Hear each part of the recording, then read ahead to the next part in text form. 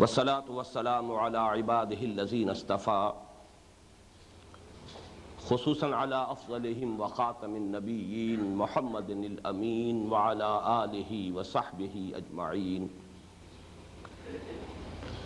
أما بعد فقد قال الله تبارك وتعالى كما ورد في سورة الحجرات: أعوذ بالله من الشيطان الرجيم بسم الله الرحمن الرحيم. قالت الأعراب آمنا قل لم تؤمنوا ولكن قولوا أسلمنا ولما يدخل الإيمان في قلوبكم وإن تطيعوا الله ورسوله لا يلدكم من أعمالكم شيئا إن الله غفور رحيم. انما المؤمنون الذين آمنوا بالله ورسوله ثم لم يرتابوا وجاهدوا بأموالهم وأنفسهم في سبيل الله أولئك هم الصادقون. وقال تبارك وتعالى كما ورد في سورة الصف: يا أيها الذين آمنوا هل أدلكم على تجارة تنجيكم من عذاب أليم تؤمنون بالله ورسوله وتجاهدون في سبيل الله بأموالكم وأنفسكم ذلكم خير لكم إن كنتم تعلمون. وقال عز وجل كما ورد في سورة التوبة: قل إن كان آباؤكم وأبناؤكم وإخوانكم وأزواجكم وعشيرتكم وأموال اقترفتموها وتجارة تخشون كسادها ومساكن ترضونها أحب إليكم من الله ورسوله وجهاد في سبيله فتربصوا حتى يأتي الله بأمره والله لا يهدي القوم الفاسقين. وقال جل وعلا كما ورد في سورة الحديد: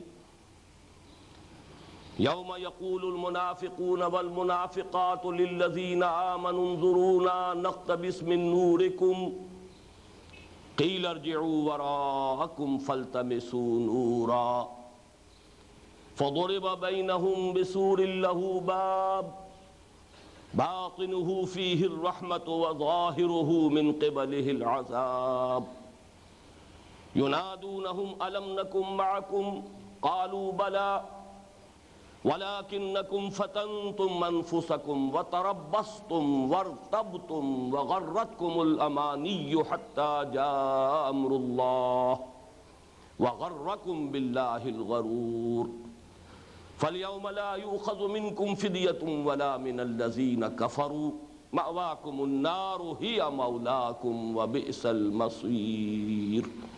صدق الله العظيم. رب اشرح لي صدري ويسر لي أمري واحلل عقدة من لساني يفقهوا قولي. اللهم ربنا ألهمنا رشدنا وأعذنا من شرور أنفسنا. اللهم ربنا نور قلوبنا بالإيمان واشرح صدورنا للإسلام. اللهم ربنا طهر قلوبنا من النفاق وأعمالنا من الرياء وألسنتنا من الكذب وأعيننا من الخيانة فإنك تعلم خائنة الأعين وما تخفي الصدور. اللهم وفقنا لما تحب وترضى. اللهم وفقنا أن نجاهد في سبيلك بأموالنا وأنفسنا. اللهم ارزقنا شهادة في سبيلك آمین یا رب العالمین. معزز حاضرین اور محترم خواتین، آج بھی چند امور تمہیدی ہیں. پہلی بات یہ کہ معین اور اعلان شدہ موضوعات کے یومیہ پروگرام میں جو رد و بدل ہو رہا ہے اس پر معذرت خواہ ہوں، لیکن اس میں اصل مجبوری یہ ہے کہ وقت کا جو ہم نے تعین کر لیا ہے اس کی وجہ سے کل کا کچھ حصہ رہ گیا تھا جو قرض آج ہمیں ادا کرنا ہے. البتہ اس کی کچھ تلافی اس طرح ہوئی تھی کہ آج کا جو عنوان پہلا ہے ایمان اور عمل، اس کا کچھ حصہ ہم کل کور کر چکے ہیں، تو مجھے امید ہے کہ آج انشاءاللہ یہ جو بھی اس میں کچھ جمع اور منہا ہوا ہے انشاءاللہ حساب جو ہے وہ صحیح رہے گا۔ ایک وضاحت یہ کرنی ہے کہ میں نے کل مولانا سید محمد یوسف بن نوری رحمۃ اللہ علیہ کا جو تذکرہ کیا تھا کہ انہوں نے میری اس تحریر پر نجات کی راہ صورت روشنی میں کچھ تنقید کی اور وہ مجلہ بینات میں شائع ہوئی، مجھے یہ وضاحت کر دینی چاہیے تھی، وہ رہ گئی تھی، وہ اب کر رہا ہوں کہ مجھے یقین تھا کہ میں جیسے ہی مولانا بن نوری رحمۃ اللہ علیہ سے ملاقات کروں گا اور اپنی وضاحت پیش کروں گا ان کو اطمینان ہو جائے گا، اس لیے کہ وہ محض ایک مغالطہ اور وہ بھی ایک فتنہ انگیز شخص کی ایک کوشش کہ صرف کچھ عبارات پر نشان لگا کر پیش کر دیے گئے۔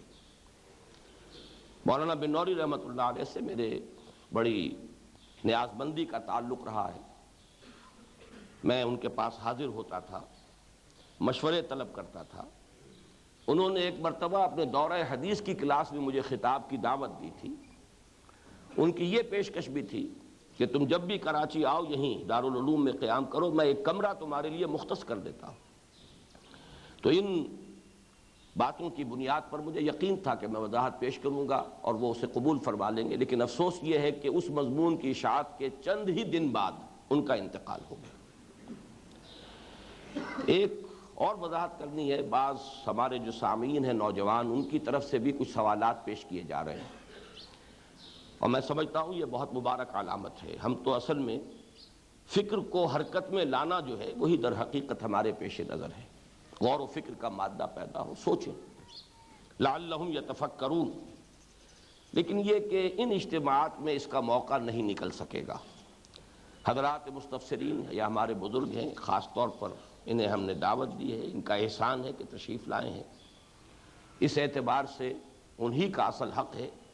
البتہ میں یہ وعدہ کر رہا ہوں کہ پرسوں جب ہمارا یہ پروگرام اختتام کو پہنچ جائے گا تو میں 1 گھنٹہ اضافی نشست جب ختم ہو چکے گی پھر یہاں موجود رہوں گا۔ آپ حضرات اپنے سوالات لکھ لیجئے، میں انشاءاللہ ان سب کے جوابات دوں گا تاکہ جو بھی اشکال ہوا ہو پیدا اس کا وہ رفع ہو جائے اور اس کا ازالہ ہو جائے۔ یہ بھی ہو سکتا ہے کہ چونکہ یہ ایک سلسلہ خطبات ہے، ہو سکتا ہے کہ کل جو اشکال پیدا ہوا تھا وہ آج رفع ہو جائے، یا آج اگر کوئی تشنگی محسوس ہو تو کل اس کے بارے میں اطمینان ہو جائے، لیکن یہ کہ جو بھی رہ جائے گا میرا یہ وعدہ ہے کہ انشاءاللہ اس کے لیے اضافی وقت صرف کریں گے۔ میری اصل کوشش یہی ہے کہ آپ لوگ بات سمجھیں۔ اب چونکہ ایک جو ہماری گفتگو کا موضوع ہے ایمان اور عمل کا باہمی تعلق، اس کا ایک حصہ کل کور ہوا تھا اور کچھ باقی ہے، لہذا مجھے کل کے کچھ حصے کا اعادہ کرنا پڑے گا اجمالاً۔ کوشش کروں گا کہ پورے اختصار کے ساتھ بات ہو۔ موضوع یہ تھا کہ ایمان اور عمل صالح کے باہمی تلازم کا جو معاملہ ہے، آیا یہ لازم و ملزوم ہے؟ کیا عمل ایمان کا جز ہے یا نہیں ہے؟ اگر وہ اس کا جزو لا ینفک ہے تو کیا گناہ کبیرہ کے ارتکاب سے کوئی شخص ایمان سے نکل جاتا ہے؟ کیا اسلام سے بھی نکل جاتا ہے؟ کیا کفر میں داخل ہو جاتا ہے؟ اس پر جو میں کل 6+2 8 مسلک بیان کر چکا ہوں، صرف ان کی اس وقت گنتی کرا دوں گا تاکہ آج کی گفتگو کے لیے ایک بنیاد فراہم ہو جائے۔ ویسے اصولی طور پر یہ بات ہمیں نوٹ کر لینی چاہیے کہ قرآن مجید میں شاذ ہی کوئی مقام ہوگا، استثناءات تو ہیں، لیکن یہ کہ ان استثناءات میں بھی کوئی نہ کوئی قرینہ موجود ہے جہاں ایمان کے ساتھ عمل صالح کا ذکر ہو۔ اکثر و بیشتر تو آمنوا وعملوا الصالحات، آمنوا وعملوا الصالحات، چھوٹی سی چھوٹی صورت ہے والعصر ان الانسان لفی خسر الا الذین آمنوا وعملوا الصالحات وتواصوا بالحق وتواصوا بالصبر۔ عمل کے بھی مزید یہ کہ اس کی کچھ اور شاخیں، جیسے کسی درخت کی شاخیں ہیں، پھر پتے ہیں، پھر اس میں پھل لگتا ہے، تو تواصی جو ہے تواصی بالحق اور تواصی بالصبر عمل صالح ہی کی شاخیں ہیں، اسی کی فروع ہیں، اسی کے بلندتر مقامات ہیں۔ لیکن یہ کہ چونکہ اس کے مابین ایک حرف واو ہے، اور یہ حرف واو بہرحال اگر حرف عطف ہے تو مغایرت کا متقاضی ہے، اس کے معنی یہ ہوئے کہ ایمان اور شے ہے، عمل اور شے ہے، یہ دو علیحدہ انٹیٹیز ہیں۔ لیکن یہ کہ اگر اسے حرف تفسیری قرار دیا جائے، واو تفسیری، تو پھر ان دونوں کا باہمی تلازم آ جائے گا۔ جیسے کہ کل علامہ شبیر بخاری صاحب نے تذکرہ فرمایا تھا کہ شاید فارابی اور دور حاضر کے مفسرین میں سے سید قطب صاحب کی رائے یہ ہے کہ ایمان اور عمل کا باہمی تعلق یوں سمجھ لیجئے کہ ایک ایمان غیر مرئی ہے جو نظر نہیں آتا، جو دل میں ہے، اور ایک ایمان مرئی ہے جو نظر آتا ہے۔ تو وہ ایمان جو غیر مرئی ہے وہ ایمان ہے جو دل میں ہے، اور وہ ایمان جو مرئی ہے نظر آتا ہے وہ عمل صالح ہے۔ تو یہ بھی ایک تعبیر کا انداز ہے۔ بہرحال میں نے جو کل 8 مسلک یا مذہب یا موقف بیان کیے تھے، جلدی سے ان کی گنتی کر لیجیے۔ ان کے تلازم باہمی میں سب سے زیادہ شدید موقف جو ہے وہ خوارج کا ہے، جن کے نزدیک گناہ کبیرہ کا مرتکب ایمان سے بھی خارج، اسلام سے بھی خارج اور کفر میں داخل، لہذا مرتد، واجب القتل، مباح الدم، مباح المال، یہ آخری بات ہے۔ دوسرے نمبر پر معتزلہ آتے ہیں، ان کے نزدیک یہ تلازم جو ہے عمل اور ایمان کا اس درجے میں ہے کہ گناہ کبیرہ کا مرتکب ایمان سے بھی خارج، اسلام سے بھی خارج، لیکن کفر میں داخل نہیں ہوتا۔ یہ بہت غنیمت ہے خوارج کے مقابلے میں ان کا یہ موقف، اس لیے کہ پھر کفر کا جو کہ احکام کا اجرا نہیں ہوگا، وہ مرتد نہیں قرار پائیں گے۔ ان کے قریب پڑوس میں ہے اہل تشیع، انہوں نے یہ تعبیر کر دی ہے کہ وہ اسلام کے اندر تو ہیں، لیکن یا تو یہ کہ صرف مسلمان ہیں اور یا منافق ہیں، مومن نہیں۔ اور اس میں جو مزید جو ان کی طرف سے زیادتی ہوئی ہے وہ یہ ہے کہ اس کے فیصلے اسی دنیا میں کرنے لگے، حالانکہ یہ چیز ہے بھی تو وہ در حقیقت آخرت میں کھلنے کی ہے کہ کون مومن حقیقی تھا، کون منافق تھا، اور کس کے دل میں ایمان نہیں تھا، کس کے دل میں ایمان تھا۔ یہ ہمیں آخرت ہی پر مؤخر کرنے چاہیے، لیکن یہ کہ انہوں نے اس کے فیصلے اور خاص طور پر صحابہ کرام کی جماعت کے بارے میں بھی جسارت کی کہ کچھ فیصلے کیے۔ چوتھے نمبر پر ائمہ ثلاثہ، امام مالک، امام شافعی، امام احمد ابن حنبل، پھر محدثین کرام، رئیس المحدثین امام بخاری اور دوسرے محدثین رحمہم اللہ، ان کا موقف بھی یہ ہے کہ عمل ایمان کا جز ہے، لیکن گناہ کی وجہ سے، گناہ کبیرہ کی وجہ سے انسان ایمان سے خارج نہیں ہوتا۔ پانچواں موقف ہے امام ابو حنیفہ رحمہ اللہ، جو سید الفقہاء ہیں میرے نزدیک، اور ان کے متبعین تمام احناف۔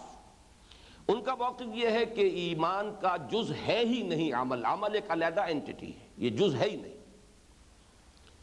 اور اس دنیا میں ایمان کا جو بھی اعتبار کیا جائے گا تصدیق اور قول، اقرار باللسان۔ اس سے آگے آتے ہیں اشاعرہ، وہ اقرار کو بھی لازم قرار نہیں دیتے، وہ اس کا جز نہیں مانتے کہ یہ اقرار بھی ایمان کا جز ہے، بلکہ یہ کہ وہ کہتے ہیں کہ اقرار صرف اجرائے احکام کے لیے شرط ہے، جز نہیں۔ اس سے آگے مرجیہ، وہ کہتے ہیں اعتقاد کافی ہے، اعتقاد اگر ہے، ایمان ہے دل میں، تو گناہ چاہے کوہ ہمالیہ کے برابر ہو، جہنم میں داخلے کا کوئی سوال نہیں۔ جبکہ امام ابو حنیفہ کا موقف یہ ہے کہ اگر دل میں ایمان ہے تو خلود فی النار سے انسان بچ جائے گا، البتہ یہ کہ اگر اس کے نیکیوں کا پلڑا ہلکا ہے، اما من خفت موازینہ فامہ ہاویہ واما من ثقلت موازینہ، جس کی نیکیوں کے پلڑے بھاری ہیں وہ سیدھے جنت میں چلے جائیں گے، جن کے نیکیوں کے پلڑے ہلکے ہیں، بدیوں کے بھاری ہیں، وہ جہنم میں داخل کیے جائیں گے اپنے گناہوں کے بقدر سزا پا کر، اور پھر وہ وہاں سے نکال لیے جائیں گے، جنت میں داخل ہو جائیں گے۔ جبکہ مرجیہ کا موقف یہ ہے کہ جہنم میں داخلے کا سوال ہی نہیں، کہ کیسے ہی گناہ ہو، کتنے ہی گناہ ہو۔ سب سے آخر میں کرامیہ ہیں، ان کے نزدیک اعتقاد بھی کوئی شرط نہیں ہے، اندر کیا ہے اس سے بھی بحث نہیں ہے، قول بھی اگر ہے، اقرار بھی ہے، تو اس سے بھی جہنم حرام ہو جاتی ہے انسان کے اوپر، اور جہنم میں ایک لمحے کے لیے بھی داخلے کا کوئی سوال نہیں۔ یہ 8 موقف ہیں، اور جو میں نے بات آخر میں عرض کی تھی وہ یہ کہ اہل سنت کے 2 گروہ جو بالکل درمیان میں ہیں، 3 لیفٹسٹ بنا لیجئے اور 3 رائٹسٹ ہیں۔ ایکسٹریم لیفٹ پر خوارج، ان کے بعد معتزلہ، پھر اہل تشیع، ایکسٹریم رائٹ پر کرامیہ، مرجیہ، اشاعرہ، درمیان میں یہ محدثین اور فقہا، ائمہ ثلاثہ اور امام ابو حنیفہ، ادھر محدثین ادھر امام ابو حنیفہ کے متبعین۔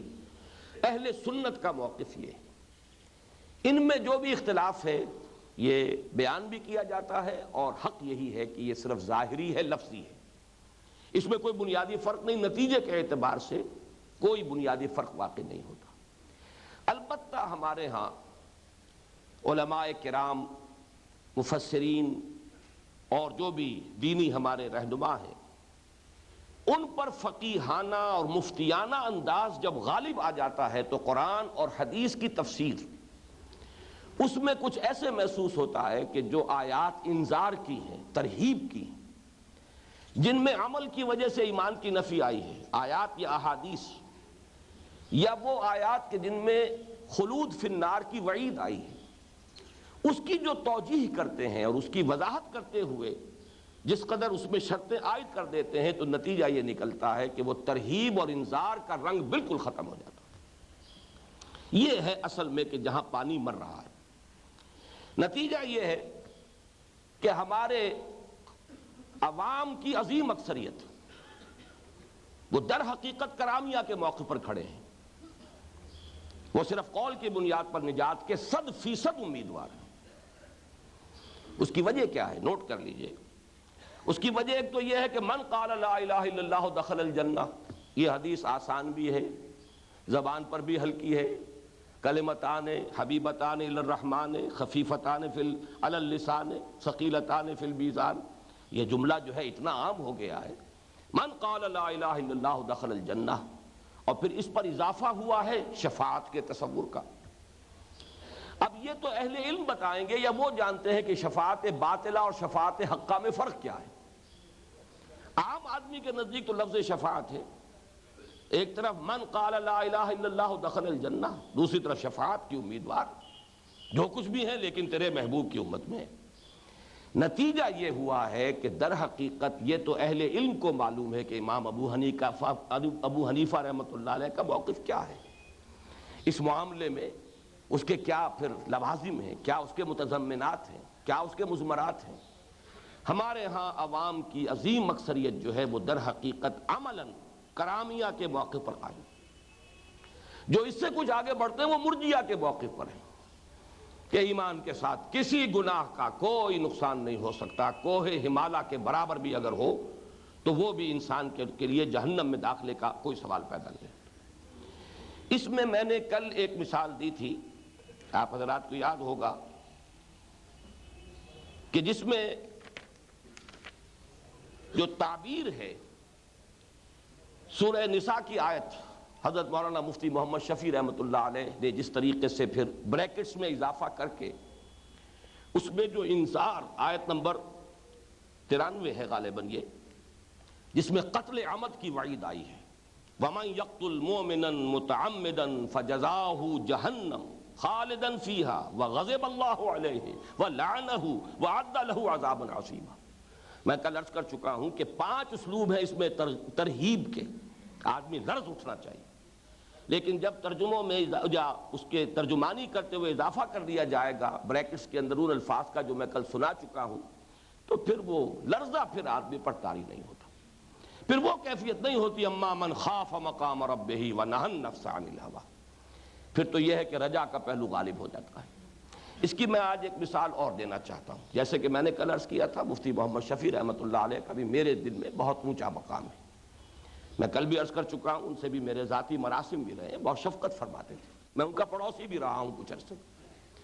آج میں مثال دے رہا ہوں ایک ایسے شخص کی کہ جس کے بارے میں میری یہ رائے آپ حضرات کے علم میں ہوگی، بہت سے حضرات کے، کہ میں انہیں 14ویں صدی ہجری کا مجدد اعظم مانتا ہوں۔ اس میں اختلاف ہو سکتا ہے، کسی کی رائے کچھ اور ہو، لیکن حضرت شیخ الہند رحمۃ اللہ علیہ کو میں 14ویں صدی ہجری کا مجدد اعظم مانتا ہوں۔ بہت سے مجددین ہیں لیکن میرے نزدیک ان کا مقام سب سے بلند ہے۔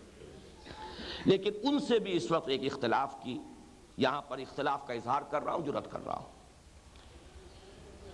سورہ بقرہ میں جہاں یہود کا جو عقیدہ تھا وَقَالُوا لَن تَمَسَّنَا النَّارُ إِلَّا أَيَّامًا مَّعْدُودَةً قُلْ أَتَّخَذْتُم عِندَ اللَّهِ عَهْدًا فَلَن يُخْلِفَ اللَّهُ عَهْدَهُ أَمْ تَقُولُونَ عَلَى اللَّهِ مَا لَا تَعْلَمُونَ۔ اور وہ یہ کہتے ہیں، یا انہوں نے یہ کہا کہ ہمیں تو آگ چھو ہی نہیں سکتی مگر گنتی کے چند دن۔ کہیے اے نبی ان سے، فرمائیے کیا تم نے اللہ سے کوئی عہد لے رکھا ہے جس کی بنا پر تمہیں یہ یقین ہے کہ اللہ اپنے اس عہد کی خلاف ورزی نہیں کرے گا؟ یا تم اللہ کی طرف وہ بات منسوب کر رہے ہو جس کے لیے تمہارے پاس کوئی علم نہیں، کوئی بنیاد نہیں؟ اب اس کے بعد عظیم آیت آئی ہے، بلا من کسب سیئۃ واحاطت بہ خطیئتہ فاولئک اصحاب النار هم فیہا خالدون۔ کیوں نہیں، جو کوئی بھی کوئی بڑی برائی کمائے گا جان بوجھ کر اور اس کا گناہ اس کا احاطہ کر لے گا تو وہ لوگ جہنمی ہیں اور ہمیشہ ہمیشہ رہنے والے ہیں اس جہنم میں۔ اب یہ الفاظ عام ہیں۔ مولانا تھانوی رحمۃ اللہ علیہ نے تو اس آیت کو سیاق و سباق کے حوالے سے صرف یہود سے متعلق قرار دے دیا۔ یہاں صرف کفار یہود کا تذکرہ ہے اس آیت میں، اس کا عموم جو ہے اس کو باقی نہیں رکھا، لہذا ویسے ہی مسلمان جب پڑھے گا تو گویا کہ اس کے لیے تو کوئی خوف ہے ہی نہیں، کوئی لرزہ ہے ہی نہیں، یہ تو یہود سے متعلق ہے۔ لیکن حضرت شیخ الہند رحمۃ اللہ علیہ نے ترجمے کے اندر برقرار رکھا ہے الفاظ کے عموم کو۔ فرماتے ہیں کیوں نہیں، جس نے کمایا گناہ اور گھیر لیا اس کو اس کے گناہ نے، سو وہی ہیں دوزخ کے رہنے والے اور وہ اسی میں ہمیشہ رہیں گے۔ لیکن حاشیے پر لکھا ہے، اب وہ حاشیہ میں پڑھ کر سنا رہا ہوں، گناہ کسی کا احاطہ کر لیں اس کا یہ مطلب ہے کہ گناہ اس پر ایسا غلبہ کر لیں کہ کوئی جانب ایسی نہ ہو کہ گناہ کا غلبہ نہ ہو، حتیٰ کہ دل میں ایمان و تصدیق باقی ہوگی تو بھی احاطہ مذکور محقق نہ ہوگا، تو اب کافر ہی پر یہ صورت صادق آ سکتی ہے۔ اس کو پڑھنے کے بعد کون مسلمان کانپے گا؟ اس آیت کی جو تاثیر ہے، جو لرزا دینے والا اس کا انداز ہے۔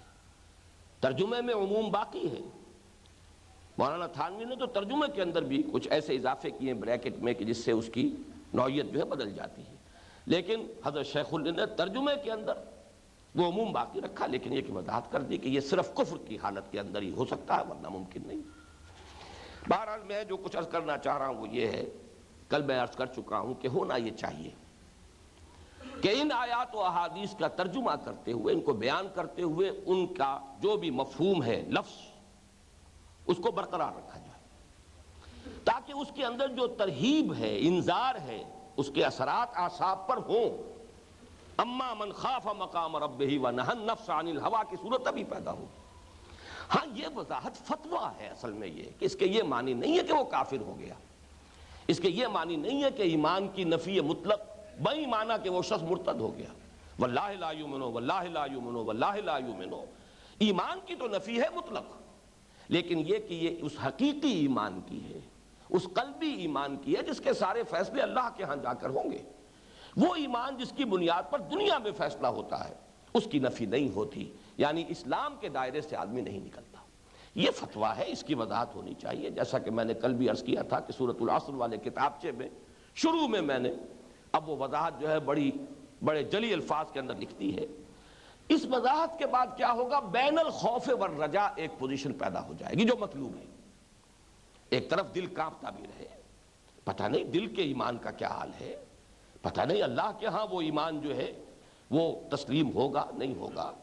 یہ بین الخوف والرجاء، یہ کہ بہرحال جس درجے میں بھی کلمہ گو ہوں، میں کچھ کوشش بھی کر رہا ہوں، اعمال کے لیے کوشاں ہوں، جو بھی احکام ہیں ان پر عمل پیرا ہونے کی امکانی حد تک سعی کر رہا ہوں، تو ایک امید بھی رہے کہ بہرحال گناہ کبیرہ کے ارتکاب سے انسان اس طرح ایمان سے محروم نہیں ہو جاتا کہ وہ کافر قرار پا جائے۔ اس طرح در حقیقت ایک معتدل کیفیت پیدا ہوگی جس سے تعبیر کیا جاتا ہے بین الخوف والرجاء۔ یہی بات آج میں دوبارہ ان الفاظ میں عرض کرنا چاہ رہا ہوں کہ مسئلے کے حل کی آسان اور عام فہم صورت یہ ہے کہ ایمان کے دو پہلو جو میں نے کل بیان کیے تھے، ایک ایمان ظاہری، ایک ایمان باطنی، ایک ایمان قلبی، ایک ایمان لسانی، اقرار باللسان، ایک ایمان وہ کہ جس کا اعتبار اس دنیا میں ہے، ایک ایمان وہ جس کا اعتبار آخرت میں ہوگا۔ اس کے لیے مستقل اصطلاحات جو ہیں وہ در حقیقت ایمان اور اسلام ان کو اختیار کیا۔ اس کی اہمیت اتنی ہے کہ حضرت جبرائیل علیہ السلام کو اللہ تعالیٰ نے خاص طور پر بھیجا، اور میں ذرا چاہتا ہوں آج اس حدیث کے بارے میں ایک روایت میں جو الفاظ آئے ہیں، یہ 3 سوال، اخبرنی عن الاسلام، اخبرنی عن الایمان، اخبرنی عن الاحسان، کل سورہ مائدہ کی ایک آیت کے حوالے سے میں ان کے درمیان جو باہمی ربط ہے وہ بیان کر چکا ہوں، لیکن آج میں یہ عرض کرنا چاہتا ہوں کہ ایک روایت میں الفاظ آئے ہیں حضرت عمر رضی اللہ تعالیٰ عنہ سے جو مروی ہے۔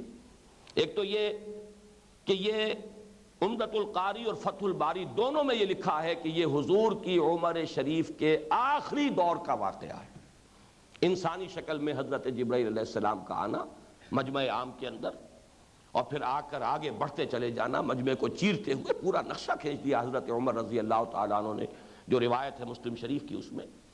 پھر آ کر جو ہے اپنے گھٹنے جوڑ دیے ہیں حضور کے گھٹنوں سے، پھر اپنے ہاتھ جو ہیں حضور کے زانو مبارک پر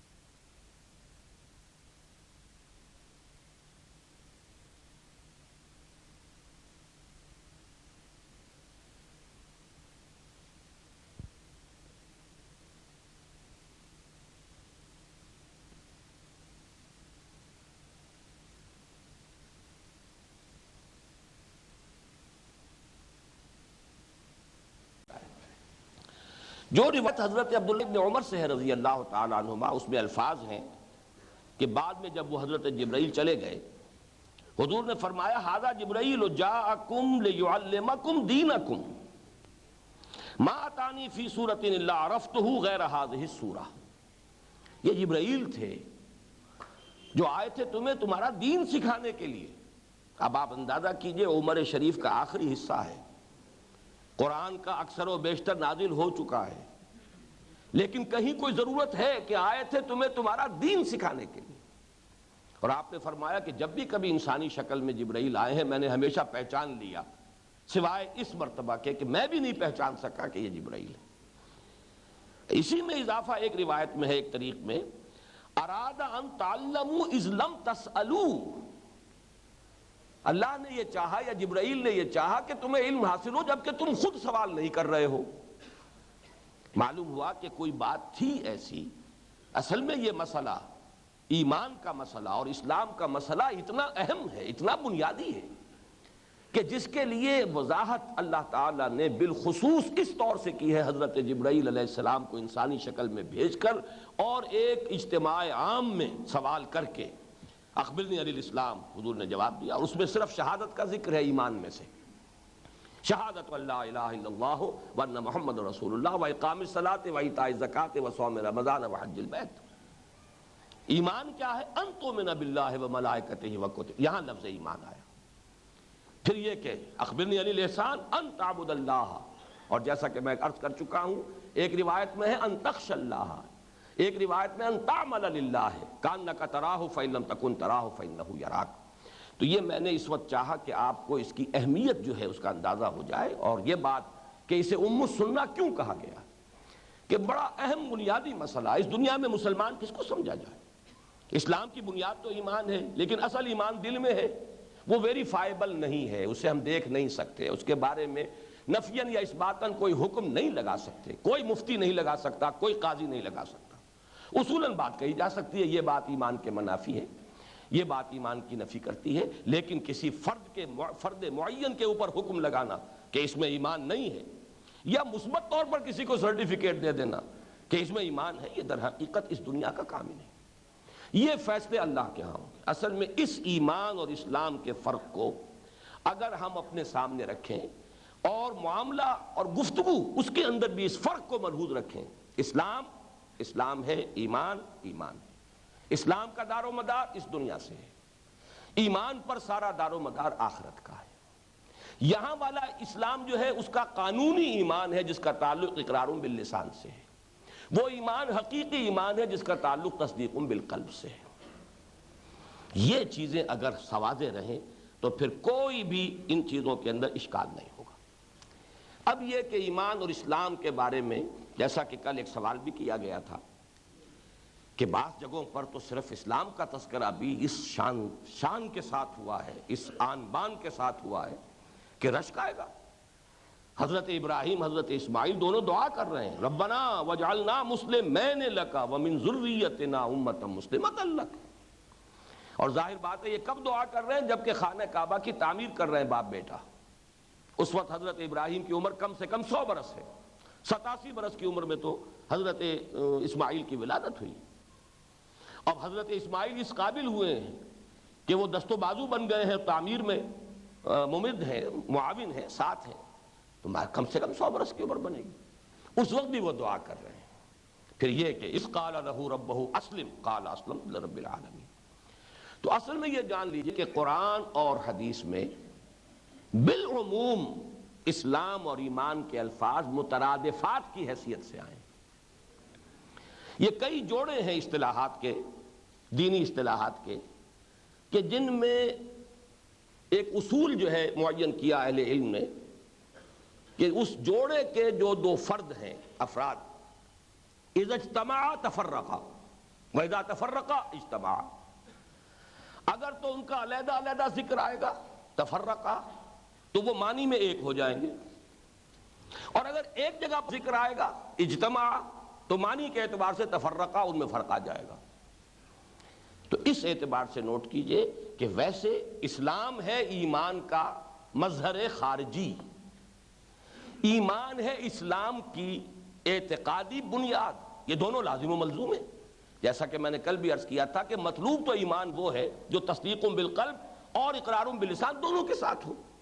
جب یہ دونوں چیزیں ہیں تو میں انگریزی زبان کا وہ محاورہ استعمال کیا کرتا ہوں اس کی وضاحت کے لیے کہ call the rose by any name it will smell as sweet۔ آپ پھول جو ہے گلاب کا اسے کوئی نام دے دیں، اس کی خوشبو تو وہی رہے گی۔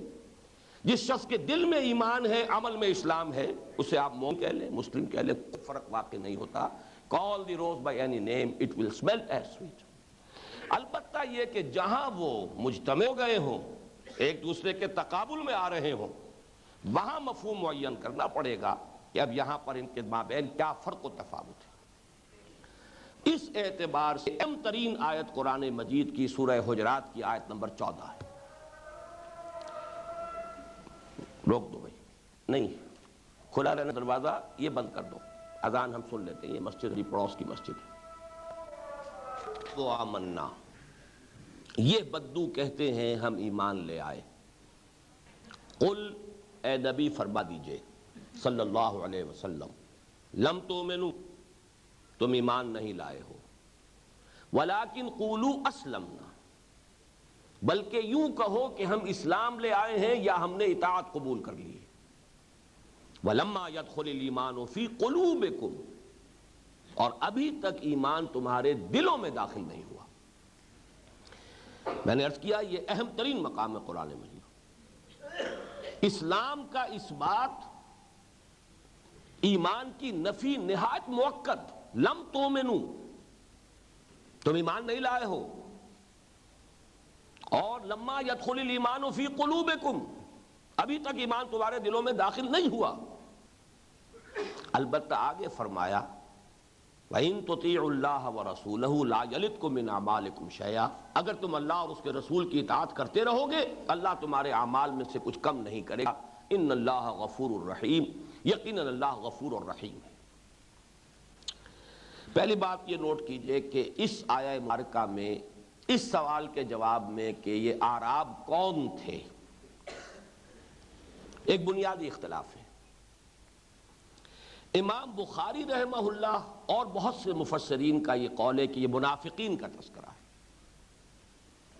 جب اتنے زور شور سے قرآن نے کہہ دیا ایمان نہیں ہے تمہارے اندر، ایمان داخل نہیں ہوا دل کے اندر، تو اسلام بلا ایمان تو نفاق ہے۔ بظاہر یہ بہت مضبوط بات ہے، اسلام بلا ایمان نفاق ہے۔ یہ اتنی مضبوط بات ہے کہ امام بخاری اس پر جازم ہیں، پورے جزم کے ساتھ یہ رائے رکھتے ہیں، اور بھی بہت سے تابعین میں سے بھی، پھر یہ کہ بہت سے مفسرین کی رائے یہ ہے۔ لیکن یہ میں تاریخی واقعے کے اعتبار سے بیان کر رہا ہوں، سن 62 کا واقعہ ہے، اب آج سے 28-29 سال قبل کی بات۔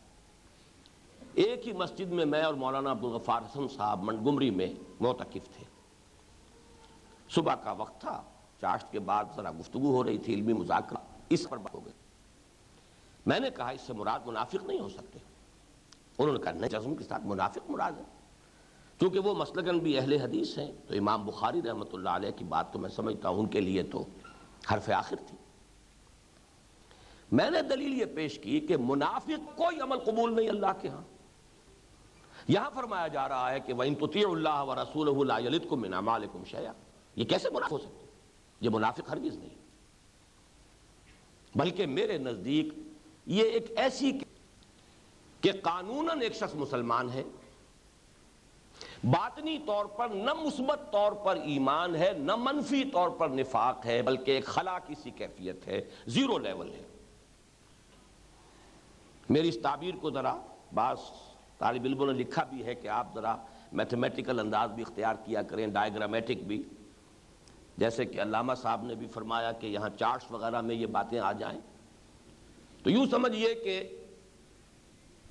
مسلم، اور اس کو اب تقسیم کیجئے، مسلم کی 3 حالتیں ممکن ہیں، یا مثبت طور پر ایمان، اور اس میں یوں سمجھ +1 +2 +3 +4 پلس انفینٹی۔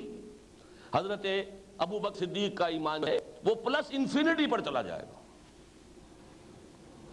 اب بائیں طرف آئیے، -1 -2 -3 -4 انفینٹی، یہ نفاق ہے۔ عبداللہ ابن ابی کا نفاق جو ہے وہ انفینٹی پر چلا جائے گا۔ لیکن لا محالہ دونوں کے درمیان ایک زیرو آئے گی، ریاضی میں تو کوئی چارہ اس کے سوا ہی نہیں۔ +1 اور -1 کے درمیان ایک زیرو ہے، میرے نزدیک اسی سے بات سمجھ میں آتی ہے، یہ زیرو لیول ہے ایمان کا۔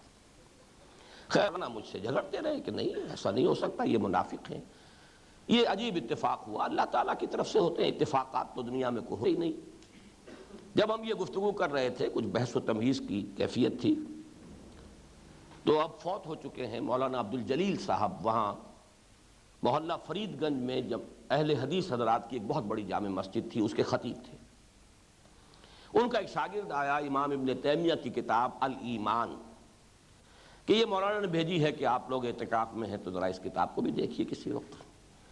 اور یہ پھر میں لفظ حسن اتفاق غلط العام کے طور پر استعمال کر رہا ہوں، اتفاق تو کوئی نہیں ہوتا، اللہ کے حکم سے ہوتا ہے جو ہوتا ہے۔ کھولا تو بالکل وہی صفحہ نکل آیا جس میں امام ابن تیمیہ نے فصل قائم کی ہے، اور اس کے الفاظ یوں شروع ہوتے ہیں: وَقَدْ أَثْبَتَ اللَّهُ فِي الْقُرْآنِ إِسْلَامًا بِلَا إِيمَانٍ بِقَوْلِهِ تَعَالَى قَالَتِ الْأَعْرَابُ آمَنَّا قُل لَّمْ تُؤْمِنُوا وَلَٰكِن قُولُوا أَسْلَمْنَا إِلَىٰ آخِرِ الآیہ۔ اللہ نے اس بات فرمایا ہے قرآن میں ایسے اسلام کا جس میں ایمان نہ ہو، اور دلیل میں یہی آیت۔ خیر مولانا عبدالغفار حسن صاحب نے مجھے دعائیں بھی دیں، اور یہ فرمایا کہ تم اگر باضابطہ بھی دینی علوم کی تحصیل کر لو تو بڑا اچھا رہے، تمہارے ذہن کو اللہ نے قرآن مجید کے ساتھ مناسبت دی ہے۔ یہ 1962 کی بات میں کر رہا ہوں۔ میں نے عرض کیا پڑھا دیجئے، میں حاضر ہوں۔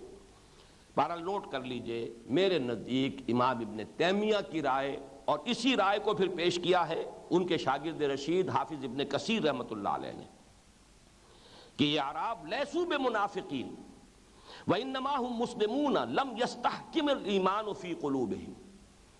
یہ منافق نہیں تھے، بلکہ ایسے مسلمان تھے جن کے دلوں میں ایمان مستحکم نہیں ہوا تھا۔ تاہم میرے نزدیک استاد کی بات صحیح تر ہے، شاگرد نے لم یستحکم کا لفظ استعمال کیا، قرآن لم یدخل الایمان کہہ رہا ہے، ان میں فرق رہ گیا ہے۔ امام ابن تیمیہ کی بات صحیح تر ہے کہ بلا ایمان اسلام کا یہاں پر اس بات ہو رہا ہے۔ ایک بات اب اس میں عرض کر دوں، تاریخی اعتبار سے سمجھیے یہ کون لوگ تھے۔ یہ حضور کی حیات طیبہ کا آخری دور ہے، جبکہ اسلام کو غلبہ ہو گیا اور پورے عرب میں اب ایک رو چل نکلی، چلو بھائی اطاعت قبول کرو، اسلام لے آؤ۔ It's no use continuing resistance, اب کوئی فائدہ نہیں، کوئی کامیابی کی صورت نہیں ہے، اب مقابلہ نہیں کر سکتے محمد کا صلی اللہ علیہ وسلم، راستہ نہیں روک سکتے۔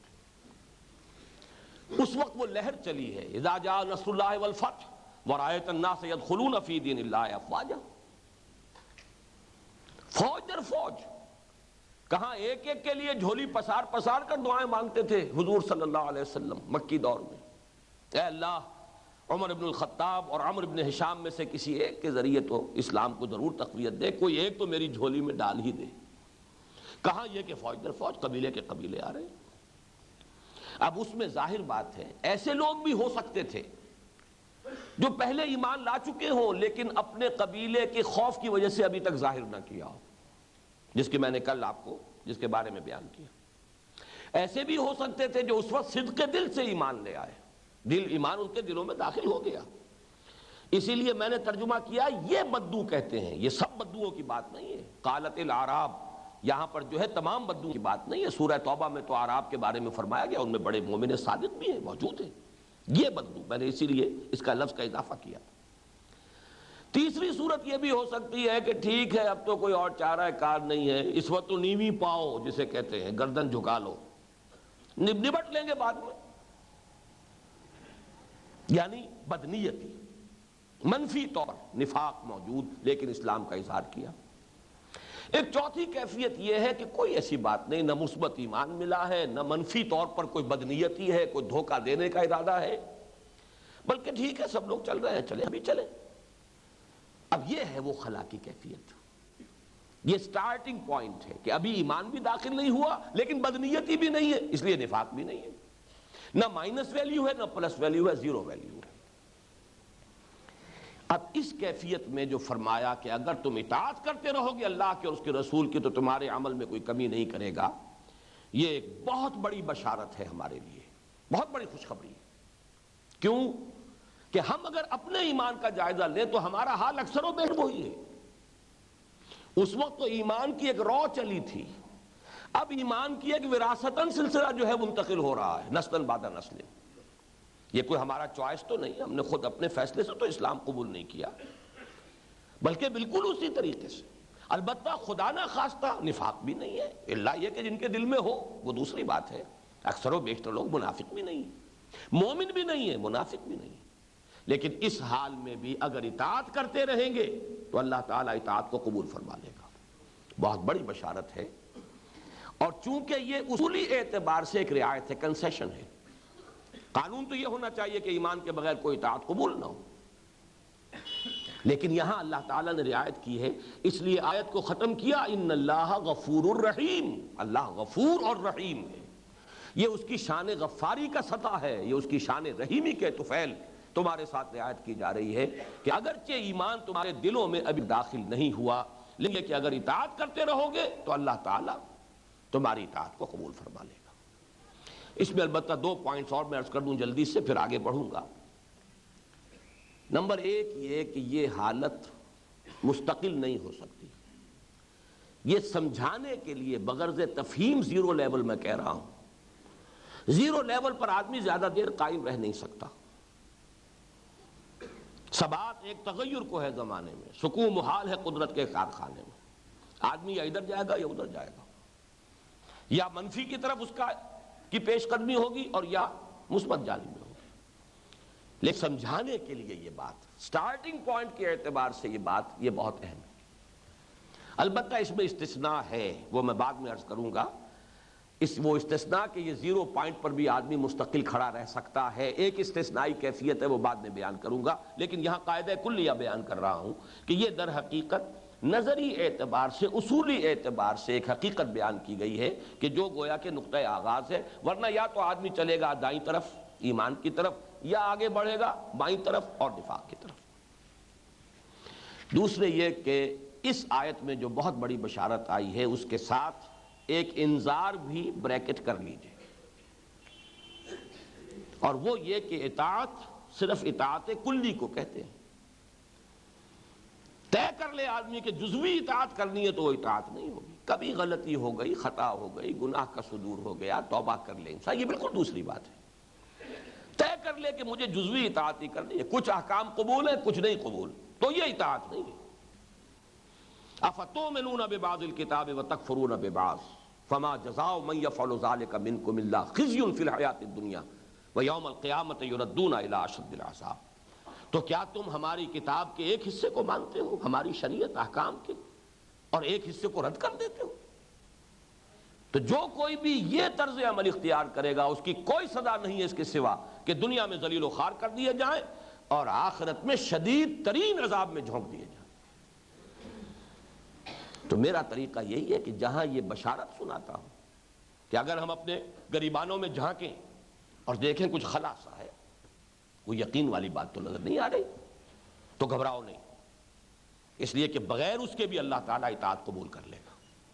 یہ اس کی شان غفاری اور شان رحیمی کا صدقہ ہے۔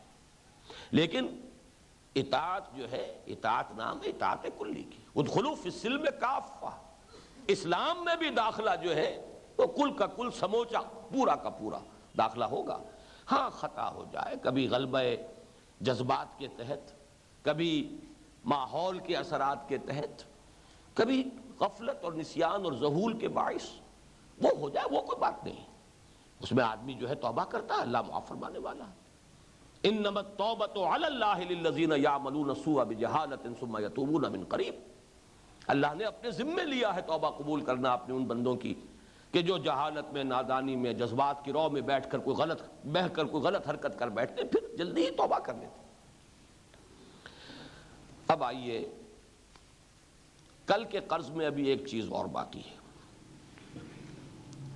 اور یہ چیز وہ ہے جس میں امام ابو حنیفہ رحمۃ اللہ علیہ اور امام بخاری رحمۃ اللہ علیہ کا جو موقف ایمان کے بارے میں ہے اس میں تضاد بہت ہی نمایاں ہے۔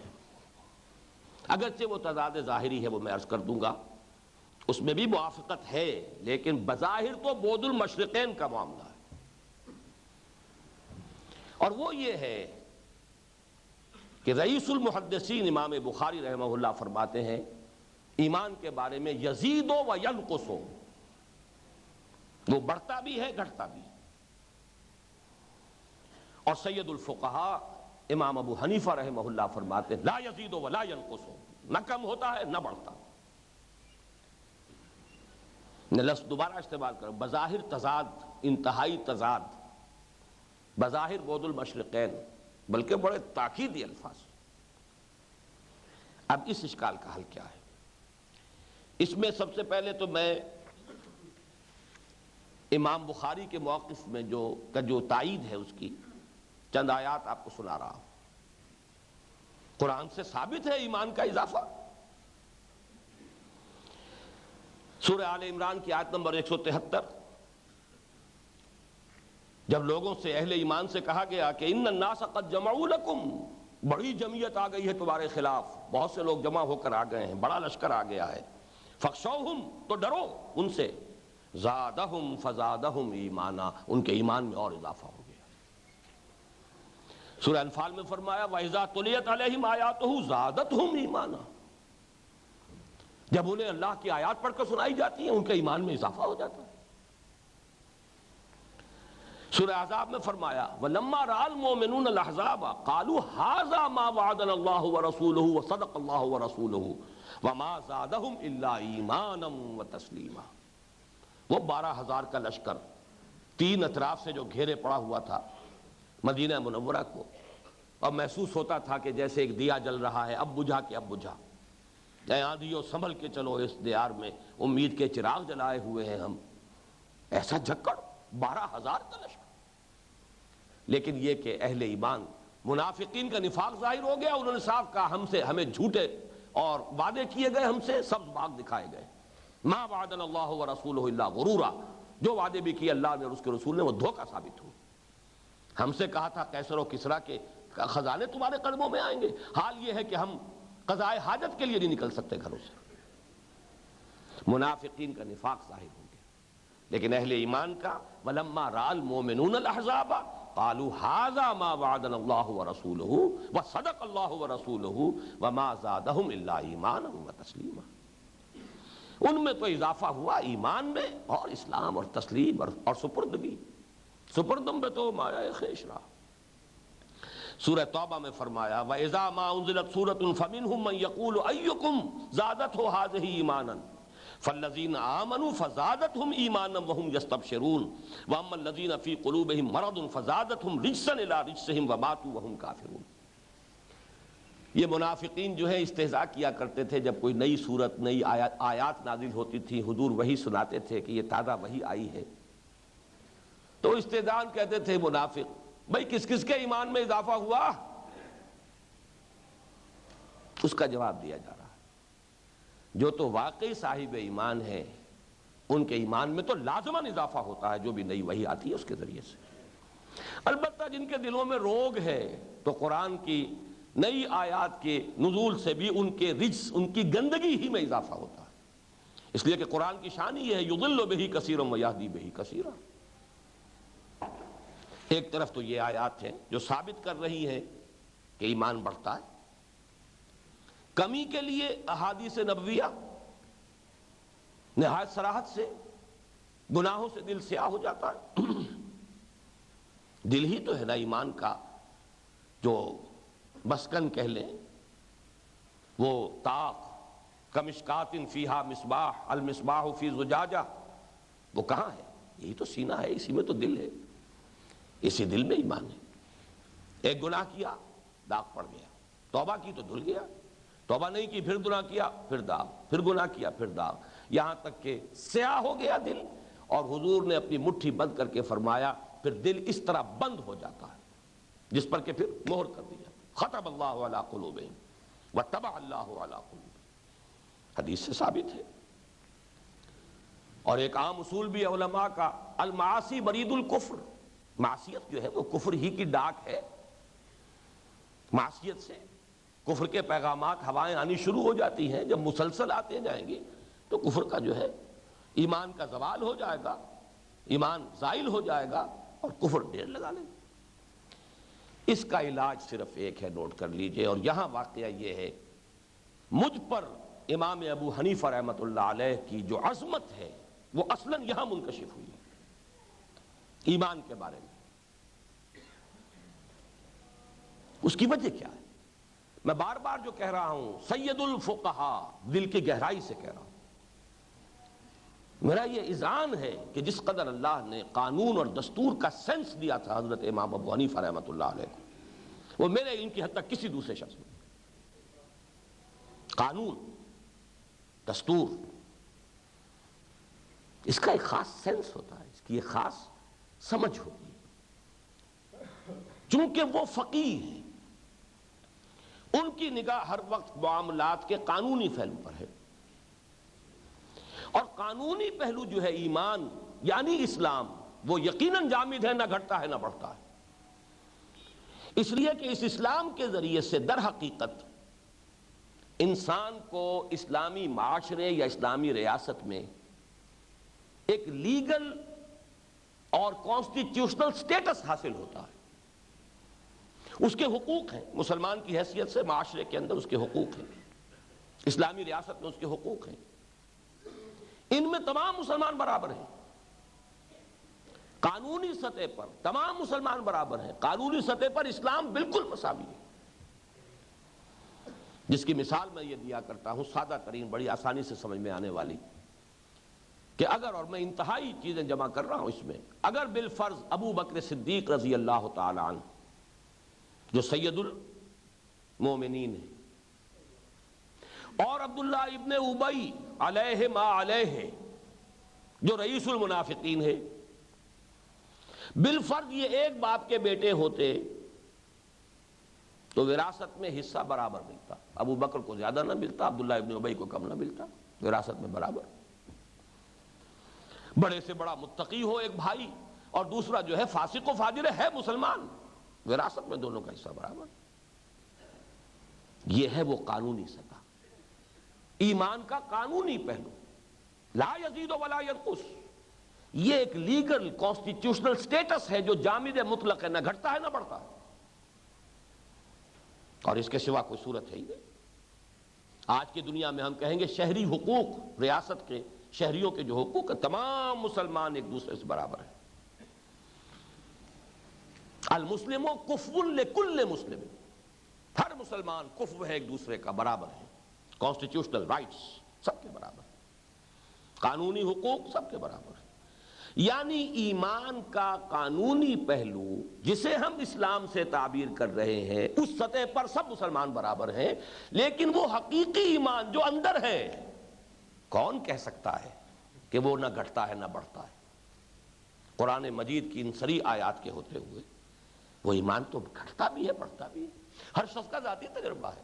قرآن پڑھیے، ذکر کیجئے، اہل یقین کی صحبت میں بیٹھیے، آپ کو خود محسوس ہوگا کہ اندر کوئی چیز بڑھ رہی ہے۔ غافلوں کی صحبت میں بیٹھیے، ٹھٹھے لگائیے، فوش گوئی کیجئے، خود محسوس ہوگا کہ جو کچھ تھا یہاں پر وہ بھی پگھل رہا ہے، جا رہا ہے، کمی ہو رہی ہے۔ کچھ تھا اگر تو وہ بھی جا رہا ہے۔ ہر شخص کا تجربہ۔ یہاں میں جیسا کہ عرض کیا، اسلام اور ایمان، یا یوں کیجئے ایمان دو حصے۔ قانونی ایمان اقرار باللسان اس کی بنیاد ہے، شہادتین، نطق بالشہادتین، اسی کا دوسرا نام اسلام ہے۔ اور یہ اسلام، یہ ایمان قانونی لا یزید ولا ینقص، اس میں عمل علیحدہ ہے، عمل جداگانہ اینٹیٹی ہے، اس ایمان کا جز نہیں ہے عمل، اور یہ ایمان نہ گھٹتا ہے نہ بڑھتا ہے۔ ادھر حقیقی ایمان لائیے، اس کی بنیاد تصدیق بالقلب ہے، وہ یقین قلبی سے عبارت ہے، اس سطح پر عمل اس کا جز بن جاتا ہے، دونوں مل کر ایک آرگینک ہول، ایک حیاتیاتی اکائی بن جاتے ہیں، اور یہ ایمان گھٹتا بھی ہے بڑھتا بھی ہے۔ یہ موقف ہے امام بخاری کا، الایمان قول وعمل ویزید وینقص۔ اور وہاں گفتگو کر رہے ہیں امام ابو حنیفہ، چونکہ فقیہ ہیں، معاملات کے قانونی پہلوؤں پر ان کی اصل نگاہ کا اور توجہ کا ارتکاز ہے، لہذا وہ گفتگو اس کے بارے میں کہہ رہے ہیں۔ اور میں یہ عرض کر رہا ہوں، دونوں 100% درست ہیں، امام بخاری بھی اور امام ابو حنیفہ بھی۔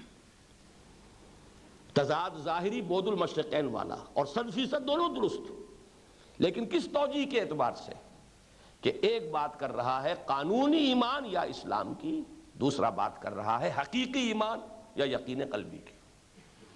ان دونوں کے معاملات ایک دوسرے سے جدا ہیں۔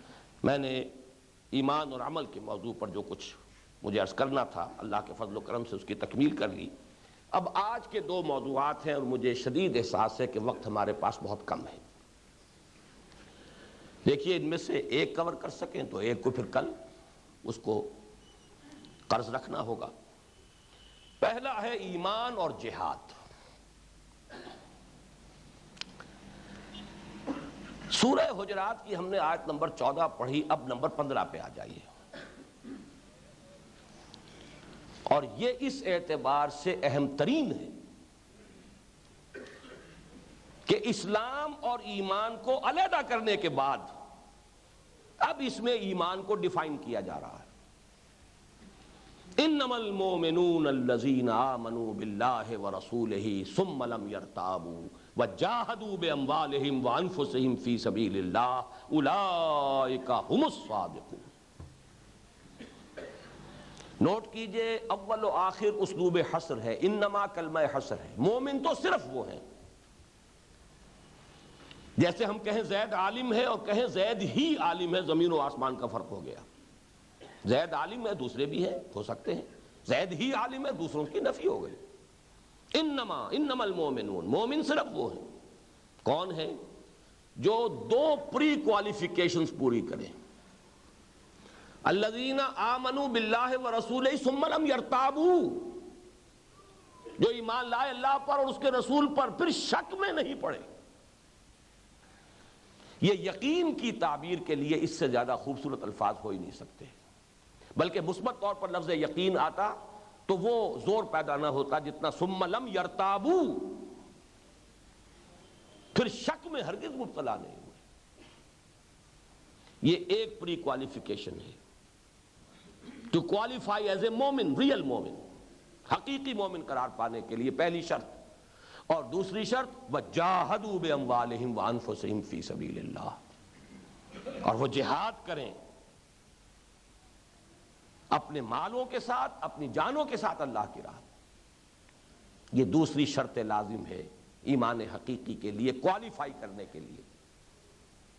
اور پھر اسلوب حصر پر پھر ختم کیا آیت کو، اولئک ھم الصادقون، صرف یہ لوگ سچے ہیں اپنے دعوی ایمان میں. یہ اگر کہیں کہ ہم مومن ہیں تو واقعی صحیح ہے. بات کہاں سے شروع ہوئی تھی؟ قالت الاعراب آمنا قل لم تؤمنوا ولکن قولوا اسلمنا. یہ بدو کہتے ہیں ہم ایمان لے آئے، نبی ان سے کہہ دیجئے تم ایمان نہیں لائے ہو، بلکہ یوں کہو کہ ہم مسلمان ہو گئے، اسلام لے آئے، یا ہم نے اطاعت قبول کر لی. یہاں فرمایا اگر جاننا چاہتے ہو کہ مومن کون ہے تو پھر اس کی تو یہ دو شرطیں ہیں، یقین دل میں، جہاد عمل میں. میں نے جیسا کہ کل بھی عرض کیا تھا کہ یہاں تو جیسے پرکار بند ہوتی ہے اس طریقے سے یہاں پر ان دو چیزوں کو ایک آیت میں جمع کر لیا گیا، لیکن سورہ انفال میں یہ پرکار کھول دی گئی. اور عجیب ہے یہ، میں بھی واقعہ یہ ہے کہ کسی وقت حیران ہو جاتا ہوں کہ ایک میتھمیٹیکل پیٹرن بھی ہے قرآن کا. سورہ انفال کی پہلی آیت بھی احکام سے متعلق ہے، آخری آیت بھی احکام سے متعلق ہے. دوسری آیت سے شروع ہوتا ہے انما المؤمنون الذین اذا ذکر اللہ وجلت قلوبہم واذا تلیت علیہم زادتہم ایمانا وعلی ربہم یتوکلون. اور آگے چل کے فرماتے ہیں اولئک ھم المؤمنون حقا، یہ ہے سچے مومن، حقیقی مومن. اور لاسٹ بٹ ون، آخر سے جو پہلی ایک آیت پہلے ہے والذین آمنوا وہاجروا وجاہدوا فی سبیل اللہ والذین آووا ونصروا اولئک ھم المؤمنون حقا. اور دونوں جگہ لہم مغفرۃ ورزق کریم. پرکار کی مثال بہترین ہے، بند ہے، دونوں سرے جڑے ہوئے ہیں. انما المؤمنون الذین آمنوا باللہ ورسولہ ثم لم یرتابوا وجاہدوا باموالہم وانفسہم فی سبیل اللہ اولئک ھم الصادقون. پرکار کھل گئی ہے. ایک وہاں شروع کے سورہ انفال کے شروع میں ایک سرا، دوسرا سرا سورہ انفال کے آخر. اس سے جو نتیجہ میں نکال رہا ہوں وہ یہ ہے کہ جہاد ایمان کا رکن لازم. یہ بھی تعبیر کہیں کی جا سکتی ہے کہ جہاد ایمان کا لازمی نتیجہ ہے. اگر ایمان حقیقی ہے جہاد لازماً ہوگا. اس لیے کہ یہ آیت جو ہے سیاق و سباق میں اسلام اور ایمان کے فرق سے آئی. نمبر ایک، آخر اور شروع میں اسلوب حصر ہے. اس اعتبار سے ہم کہہ سکتے ہیں یہ جامع و مانع تعریف ہے، اور اس نے کلیئر کر دیا. اسی کی مزید توضیح ہے یا ایھا الذین آمنوا ھل ادلکم علی تجارۃ تنجیکم من عذاب علیم. اہل ایمان، کیا تمہیں وہ تجارت بتائی جائے جو عذاب علیم سے چھٹکارا دلا دے؟ اب عذاب علیم سے چھٹکارا پانا، جو یوں سمجھیے کہ یہ لیول وہ ہے، ابھی جنتوں کا وعدہ جو ہے وہ تو بعد میں آئے گا. سوال یہ عذاب سے بھی چھٹکارا پانا چاہتے ہو تو تمہیں دو شرطیں پوری کرنی پڑیں گی. تو تؤمنون باللہ ورسولہ وتجاہدون فی سبیل اللہ باموالکم وانفسکم. ایمان اللہ پر اور اس کے رسول پر جیسے کہ ایمان کا حق ہے، اور جہاد اللہ کی راہ میں اور اس میں کھپانا اپنے مال بھی اور اپنی جانیں میں. ذالکم خیر لکم ان کنتم تعلمون، یہی تمہارے لیے بہتر ہے اگر تم سمجھو. اب اس مفہوم کو بھی مزید اجاگر کرنے کے لیے میں جرأت کر رہا ہوں، جسارت کر رہا ہوں ایک اصطلاح وضع کرنے کی. مانا جاتا ہے کہ حق حاصل ہے اہل علم کو، میں اہل علم میں سے نہیں ہوں، لیکن بہرحال حق استعمال کر رہا ہوں. دیکھیے اسلام کے ارکان 5 ہیں. یوں ہاتھ سمجھیے میرا، شہادت، کلمہ شہادت، نماز، روزہ، حج، زکوٰۃ. ایمان میں، اور ایمان سب مانتے ہیں کہ خاص ہے، اسلام عام ہے.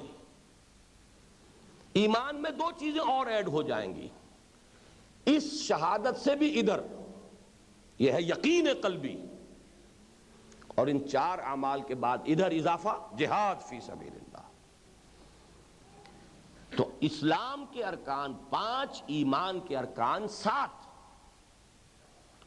اس لیے کہ ایمان میں اسلام تو شامل ہے. بنی الاسلام علی 5، شہادت اللہ الہ الا اللہ وان محمد رسول اللہ واقام الصلاۃ وایتاء الزکوٰۃ وصوم رمضان وحج البیت من استطاع الیہ سبیلا. اب ایمان بلند منزل ہے، یہ چیزیں نفی نہیں ہو جائیں گی، دو چیزوں کا اضافہ کیجئے، ادھر شہادت کے ساتھ یقین قلبی، ادھر جہاد فی سبیل اللہ۔ اور اس کے لیے آج جب میں سوچ رہا تھا، کچھ تحقیق بھی میں نے کی، یہ رینبو کلرز جو ہوتے ہیں، شعاع جو ہوتی ہے نور کی، رے آف لائٹ، اس میں 7 رنگ ملے ہوئے ہوتے ہیں، پرزم میں سے گزارے تو اسپیکٹرم بنتا ہے 7 رنگوں کا، لیکن یہ 7 رنگ جو ہے یہ تو ویزیبل ہیں، 2 اور ہیں، ایک طرف انفرا ریڈ ہے اور ایک طرف الٹرا وائلٹ ہے، یہ 2 اور ہیں، اضافی ہیں۔ 7 × 2 9، یہاں یہ سمجھئے کہ 5 ارکان اسلام، اور یہ ظاہر ہے، کلمہ شہادت، اقرار باللسان، نماز، روزہ، حج، زکوٰۃ، 2 ہیں۔ ادھر انفرا ریڈ سمجھئے، انفرا ریڈ یا الٹرا وائلٹ، یہ ہے یقین قلبی، اور اس کو انفرا ریڈ کہہ رہا ہوں، ریڈ اس لیے کہ جہاد ہے، اس میں تو خون کا مسئلہ بھی آئے گا، وہ ہے ادھر۔ تو یہ 7 ارکان بنیں گے ایمان حقیقی کے، جبکہ اسلام کے صرف 5 ہیں۔ اس میں بعض لوگوں نے، اور ان میں بڑی بڑی شخصیتیں بھی شامل ہیں، میں نام نہیں لینا چاہتا، اپنے جوش اور جذبے کے ہاتھوں کچھ مجبور ہو کر جہاد فی سبیل اللہ کو بھی اسلام کا رکن قرار دے دیا ہے۔ میرے نزدیک یہ بہت بڑی غلطی، بہت بڑی جسارت ہے۔ حدیث جبرائیل میں بھی اخبرنی عن الاسلام، وہی 5 باتیں ہیں، اور متفق علیہ روایت عبداللہ ابن عمر سے رضی اللہ تعالیٰ عنہ، بنی الاسلام علی 5، شہادت لا الہ الا اللہ وان محمد رسول اللہ، واقام الصلاۃ وایتاء الزکوٰۃ وصوم رمضان وحج البیت من استطاع الیہ سبیلا، متفق علیہ۔ ان کے ہوتے ہوئے ارکان اسلام میں جہاد کا اضافہ کرنا میرے نزدیک گویا کہ حکمت نبوی سے اپنے آپ کو کچھ اور بالا تر ثابت کرنا ہے، اللہ تعالیٰ اس سے بچائے۔ ہاں، ایمان کے ارکان یہ بالکل علیحدہ بات ہے۔ انما المؤمنون الذین آمنوا باللہ ورسولہ ثم لم یرتابوا، یقین قلبی، وجاہدوا باموالہم وانفسہم فی سبیل اللہ، یہ جہاد فی سبیل اللہ۔ بہرحال جو نتیجہ نکالنا تھا وہ یہ، جہاد ایمان کی شرط لازم کہہ لیں، پری ریکویزٹ کہہ لیں، رکن کہہ لیں، باہم لازم و ملزوم، لیکن کون سا ایمان؟ قانونی ایمان نہیں۔ اب قانونی ایمان کی تو ہم گفتگو کریں گے نہیں، آج اس وقت سے وہ ختم ہو گئی۔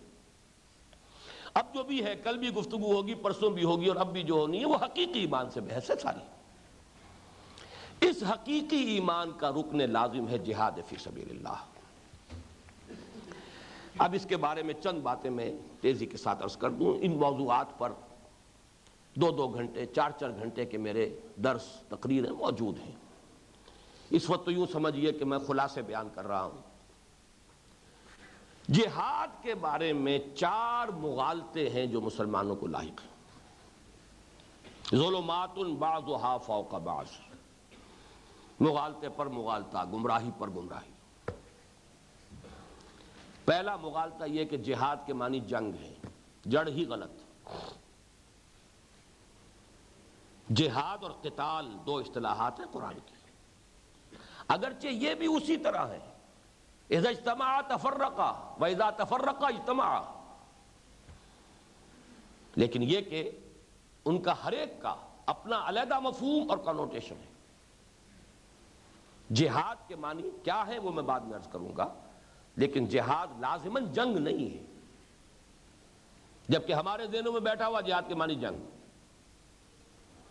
اب اس پر بنائے فاسد علی الفاسد، جنگ تو ہر وقت نہیں ہوتی، لہذا جہاد تو محدود ہو گیا زندگیوں میں ہمارے۔ نمبر 3، جنگ تو فرض کفایہ ہے، جتنے آدمیوں کی ضرورت ہوتی تھی، اگر حضور فرماتے تھے 100 آدمی چاہیے، 100 نکل آئے، کہیں بھیجنا ہے کوئی دستہ، باقی سب کی طرف سے ساقط۔ 2000 چاہیے، 2000 آ گئے، باقی سب کی طرف سے فرض ساقط ہو گیا، سوائے غزوہ تبوک کے، اس میں نفیر عام تھی، باقی تو نفیر عام تھی نہیں۔ تو یہ تو فرض کفایہ، لہذا جہاد ہمارے ہاں وہ رکن تو کہاں رہتا ایمان کا، وہ فرض بھی نہیں رہا، وہ فرض کفایہ، فرض عین بھی نہیں۔ نمبر 4، مسلمان جب جنگ کرے وہ جہاد فی سبیل اللہ ہے، انا للہ و انا الیہ راجعون۔ مسلمان ظالم ہو سکتا ہے، مسلمان فاسق ہو سکتا ہے، مسلمان صرف اپنے غلبے کے لیے، اپنے امپیریلزم کی توسیع کے لیے جنگ کر سکتا ہے، اسلام سے کوئی غرض اسے نہیں۔ وہ جہاد فی سبیل اللہ کیسے ہو جائے گا؟ وہ فساد فی سبیل اللہ۔ بہرحال فساد کہنا چاہیے، فساد فی سبیل اللہ نہیں کہنا چاہیے۔ حضور سے پوچھا گیا، ایک شخص جنگ کرتا ہے اپنی شجاعت کے اظہار کے لیے، ایک شخص جنگ کرتا ہے مال غنیمت کے لیے، ایک شخص جنگ کرتا ہے حمیت میں، کون ہے ان میں سے مجاہد فی سبیل اللہ؟ فرمایا کوئی نہیں، تینوں کی نفی۔ مجاہد صرف وہ ہے جو جنگ کرتا ہے لِتَكُونَ كَلِمَةُ اللَّهِ هِيَ الْعُلْيَا، جس کا مقصد واحد یہ ہو کہ اللہ کا کلمہ بلند ہو جائے۔ اگر وہ چیزیں شامل ہو گئیں تو وہ تو چاہے مسلمان ہے، جہاد کرنے والے، جنگ کرنے والے، وہ جہاد نہیں ہے۔ اس میں 5ویں کا اضافہ کر لیجئے، یہ اس دور کی خاص گمراہی، لفظ جہاد سے آگے بڑھ کر قتال پر آ رہا ہوں۔ بہت سے لوگوں کے ذہن میں یہ بیٹھ چکا ہے کہ اب قتال کا سلسلہ تو بند ہے۔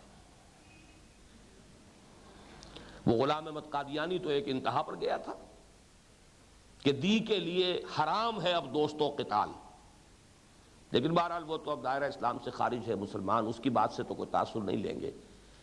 لیکن بہت سے علماء کی طرف سے ایسی باتیں آتی رہی ہیں، کسی کا نام میں نہیں لینا چاہتا، کہ اب وہ دور گزر گیا، اب تو بس صرف دعوت اور تبلیغ کا دور ہے، صرف تعلیم اور تلقین کا دور ہے، اب وہ کام جو ہے وہ اس دور کی باتیں تھیں۔ معاذ اللہ ثم معاذ اللہ۔ میں تو ایک حدیث آپ کو سنا دوں، عن انس، سنن ابی داؤد کی روایت ہے، عن انس رضی اللہ تعالی عنہ قال قال رسول اللہ صلی اللہ علیہ وسلم ثلاث من اصل الایمان، 3 چیزیں ایمان کی جڑ اور بنیاد میں شامل ہیں۔ نمبر 1، الکف عمن قال لا الہ الا اللہ لا تکفرہ بذنب ولا تخرجہ من الاسلام بعمل۔ پہلی بات یہ کہ جو کہہ رہا ہے لا الہ الا اللہ محمد رسول اللہ، اس سے ہاتھ کو روک لو، زبان کو بھی روک لو۔ الکف، نہ اس کو اسلام سے خارج کرو کسی عمل کی وجہ سے، اور نہ کسی گناہ کی وجہ سے ان کی تکفیر کرو۔ یہ تو آ چکی بحث، آج ہی کی بحث میں متعلق بھی تھی۔ دوسرا، والجہاد ماض مذ بعثنی اللہ الی ان یقاتل آخر هذه الامہ الدجال لا یبطلہ جور جائر ولا عدل عادل۔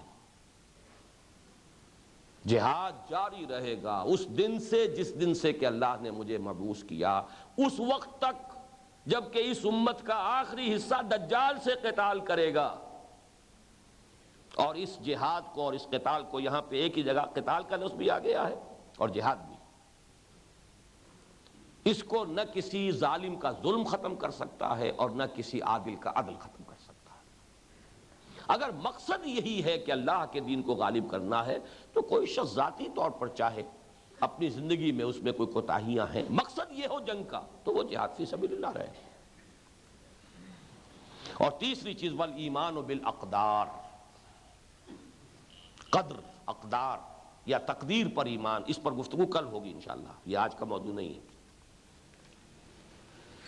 اب آئیے لغوی بحث ایمان کی، ایمان کسے کہتے ہیں؟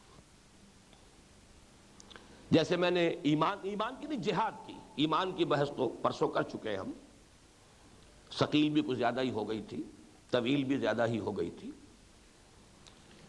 جہاد کا مادہ جوہد، جوہد کے معنی کوشش، ہر شخص جانتا ہے۔ جوہد سے باب مفعلہ، مجاہدہ بھی اور جہاد بھی، جیسے قتل سے مقاتلہ بھی، قتال بھی، نفق سے منافقہ یعنی منافقت بھی اور نفاق بھی، بحث سے مباحثہ، شعر سے مشاعرہ۔ یہ جو باب مفعلہ ہے، اس کے 2 خواص بہت اہم ہیں اور بنیادی ہیں، اور دونوں کو ظاہر کرنے کے لیے بھی اسی وزن کے الفاظ ہیں۔ مبالغہ، کسی شے میں مبالغہ پیدا کرنے کے لیے شدت، تاکید، اور مقابلہ، مقابلہ بھی باب مفعلہ ہے۔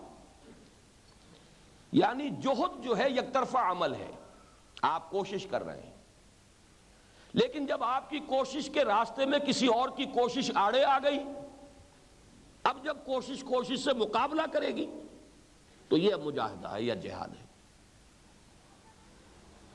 قتل یک طرفہ عمل ہے، ایک شخص جا رہا ہے، گولی مار دی، اس کے پاس تو نہ ہتھیار تھا نہ اسے خیال تھا، لیکن ادھر سے بھی ایک شخص آ گیا ہے قتل کرنے کے لیے دوسرے کو، وہ بھی اس کو قتل کرنے کے در پہ ہے۔ اب یہ مقاتلہ ہے یا قتال ہے؟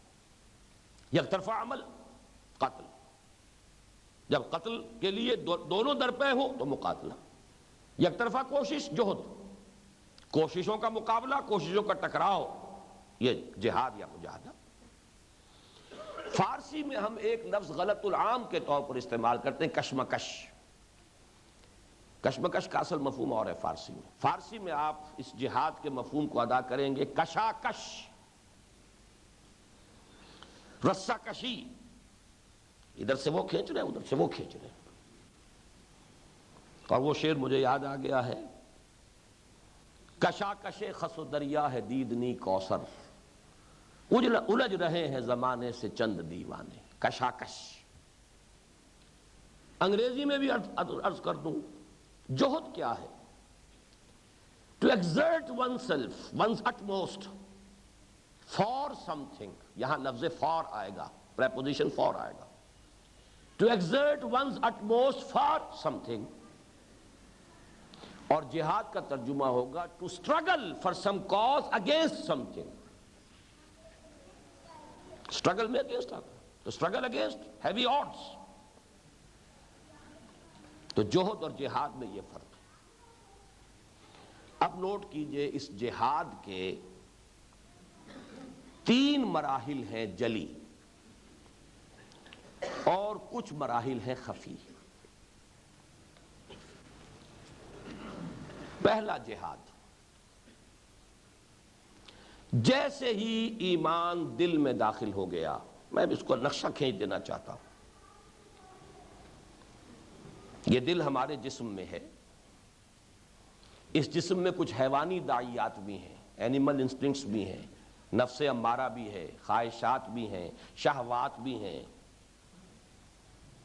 اب کشمکش شروع ہو جائے گی، کشاکش۔ ایمان کا تقاضا کچھ اور ہے، اللہ کی بات مانو، نفس کہہ رہا نہیں میری بات مانو، مجھے یہ چیز پسند ہے، ایمان کہتا ہے یہ حرام ہے، ایمان مجھے روکے ہے تو کھینچے ہے مجھے کفر، کعبہ میرے پیچھے ہے کلیسا میرے آگے۔ کشاکش اندر شروع ہو گئی، یہ ہے سب سے اہم، سب سے بنیادی جہاد۔ ممکن نہیں ہے کہ دل میں ایمان آئے اور اندر یہ کشاکش شروع نہ ہو جائے، یا پھر وہ ایمان نہیں، خلا ہے۔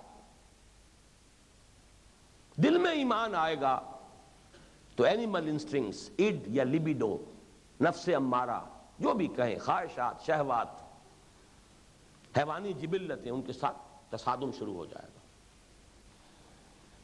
یا وہ ور ہوگا یا یہ ور ہوگا۔ یہ جہاد کی اولین منزل ہے، اسی لیے اس کو کہا گیا اصل جہاد۔ المجاہد من جاہد نفسہ، اصل مجاہد تو وہ ہے جو اپنے نفس کے ساتھ جہاد کر سکے۔ پوچھا گیا ای الجہاد افضل یا رسول اللہ، اے اللہ کے رسول یہ بتائیے سب سے افضل جہاد کون سا ہے؟ فرمایا ان تجاہد نفسک فی طاعت اللہ، اپنے نفس کے ساتھ کے خلاف جہاد کرو، اللہ کا مطیع بناؤ۔ آگے چلیے، اب یہ اندر کی اگر بازی آپ نے سر کر لی، اب آپ کے وجود سے جہاد باہر آئے گا۔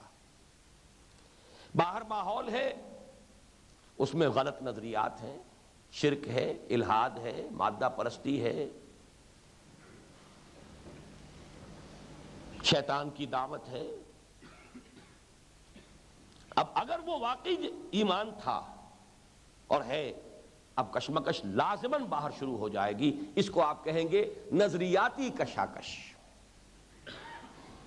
ممکن نہیں ہے کہ ایمان ہو اور آدمی ابطال باطل اور احقاق حق کے اندر اپنے آپ کو نہ لگا دے، اپنی جان اور مال کو کھپانا شروع نہ کر دے، ممکن نہیں۔ تصادم تو ہوگا، یہ نظریاتی تصادم ہے، اور اس میں جہاد کی اب کیا صورت سامنے آئی؟ جان اور مال کا کھپانا دعوت اور تبلیغ میں۔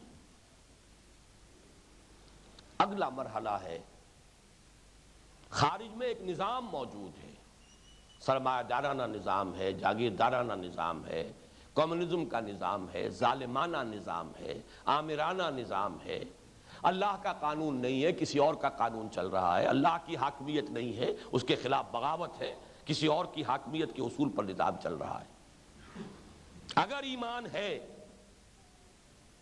تو اس کا تقاضا تیسرا یہ ہے کہ اب اس نظام سے ٹکراؤ، اور اب نظریاتی نہیں رہے گی بات، اس لیے کہ اس نظام کے ساتھ ویسٹڈ انٹرسٹ ہیں، مفاد والے طبقات ہیں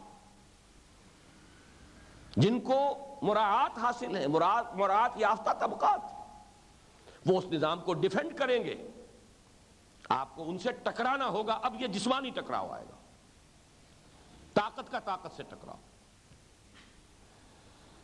یہ جہاد کی تیسری منزل ہے اور بلند ترین منزل ہے۔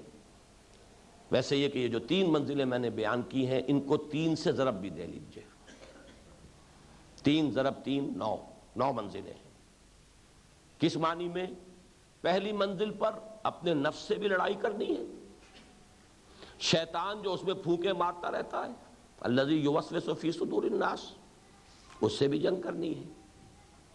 بگڑا ہوا معاشرہ ہے، اس کا دباؤ ہے، وہ آپ کو کسی ایک طرف دباؤ کر آپ کو گھسیٹنا چاہتا ہے، دھکیلنا چاہتا ہے۔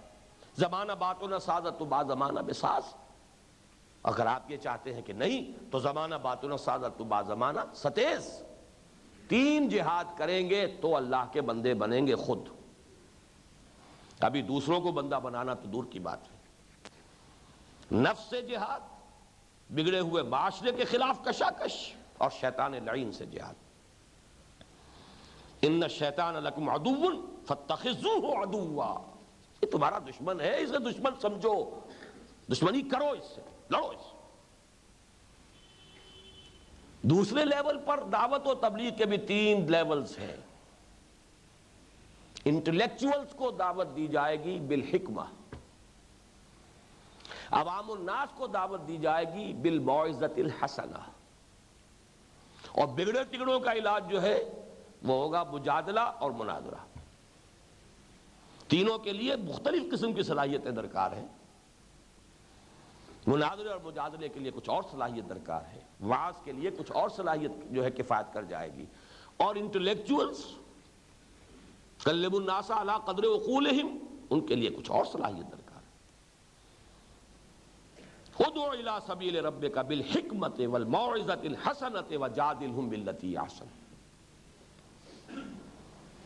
اور تیسرا لیول جب آتا ہے دین کو قائم کرنا، نظام کو بدلنا، اس میں 3 فیز آتے ہیں تصادم کے۔ ایک یک طرفہ تصادم ہے، لوگ ماریں، پیٹیں، جلائیں، قتل کر دیں، تم صبر کرو، نو ریٹیلیشن، پیسو ریزسٹنس، صبر محض۔ کم سے کم 8 برس تک مکے میں it was the order of the day, take all persecution without any retaliation۔ کوئی ہاتھ مت اٹھاؤ اپنے سیلف ڈیفنس میں، آگے چل کر 2 طرفہ ہوتا ہے، آگے بڑھو، چیلنج کرو، لیکن یہ چیلنج بھی غیر مسلح بھی ہو سکتا ہے، جیسے کہ آج کل ہوتا ہے، گھیراؤ، پکیٹنگ نہیں ہونے دیں گے، نہیں عن المنکر بالید، من رأى منکم منکرا فلیغیرہ بیدہ فإن لم یستطع فبلسانہ فإن لم یستطع فبقلبہ وذلک اضعف الایمان۔ اور آخری منزل ہے مسلح ٹکراؤ، جہاد بالسیف، قتال۔ یہاں آ کر جہاد قتال بن گیا ہے۔ یہ نویں منزل ہے میری اس بیان کے مطابق، جہاد کی نویں منزل قتال فی سبیل اللہ ہے۔ میرا وقت ختم ہوا، میں اپنی اس بحث کو بھی ادھورا چھوڑ رہا ہوں، اور آج کا قرض جو ہے اب انشاءاللہ تعالی کل ادا کروں گا۔ نصف بحث میری جہاد کے بارے میں بھی باقی ہے، اور پھر نصف اور پوری بحث جو ہے وہ نفاق کے بارے میں، لیکن وقت کی پابندی ہمیں کرنی ہے۔ اقول قولی ھذا واستغفر اللہ لی ولکم ولسائر المسلمین والمسلمات۔